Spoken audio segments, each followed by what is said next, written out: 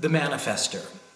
Hopefully, if you're watching this, you've watched some of the other videos that we've already put out on the Manifestor aura type and entering the experiment as a manifestor. If not, I really encourage you to go back and see those. I also want you to be aware that if you're a manifestor and you're continuing to watch this video, I am assuming that you are inviting me now to say some things that may not be that easy to hear. And if not, it's totally okay to stop the tape, you know? To be a manifestor is a radical ride. You are a self-contained being. Your aura is dense, it's tight, it's hard, and it's repelling. And it can make you feel deeply, deeply lonely. It also means that your whole life people have been trying to control you. Not by maybe on the conscious level, they may not have meant to, but your aura itself makes them uncomfortable because you're the only one of us that's uncontrollable. You can initiate something. It is correct for you to initiate something. In fact, the only things that are correct for you in your life are those things that you do initiate. Now, in order to know what is here for you to initiate, you need to understand your authority. And we're going to be taking a deep look at authority in our next series. But for now, to understand that your aura brings a deep impact and that you are a lone wolf and that every time you feel the frequency of anger in your body, that is your keynote to understand that you're not doing it properly. The manifestor is here to know deep peace.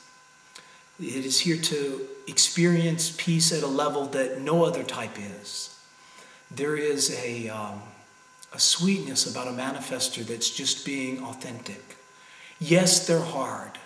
Yes, they're self-contained and they don't need anybody else. So if you're a manifestor and you have people in your life that you do love and you do care about, one of the things you're going to want to get good at doing is informing them. And I mean this, your partner, is not necessarily going to get from your aura that you love her or him. Your children are not necessarily going to get from your aura that they're loved. So you need to get good at informing them. And again, you'll either do this through intuition or through feelings, through your own authority. But when you have that authority, it's really important, and we call it firing the warning shot for the manifestor. Before you inform, it's good to let someone know the punch is coming, because your aura does hit. It does carry a significant impact, and it is here to impact and inform the world. It's a beautiful thing to be a manifestor, but a not-self-manifestor is manifesting from their mind, and they're doing their mind's bidding, and they're initiating, and it does look like it's working. So, get good at informing those that you love. Get good at letting them know you're about to inform them. Hi, little boy, or hey, my lover, I'd like to talk to you about something. Are you ready? Or may I talk to you about something now? If they're a generator, it's good to ask. Any other type other than the manifestor, you can tell us what you're going to do. But the rest of us, please ask before you tell us, because we may not want the impact. And it's a way of respecting us. And it's a way of you not meeting with resistance in your life and being able to find your own peace. Manifestors are like big boats in small harbors. Every time you move, there's waves that go out. And those waves cause disruption. And so you learning to inform is not because you are necessarily,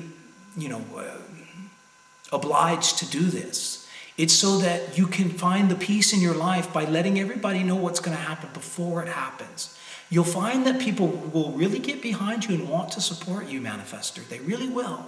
You're here to bring a deep impact. You're here to really shake things up and initiate new things. And again, the only things that are going to be correct for you in your life are those things that you initiate.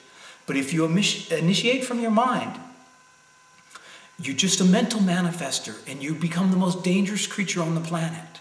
No offense to those who liked him, but George Bush was a mental manifestor. The whole world was trying to get him to stop, but he just kept going and doing what he thought he wanted to do.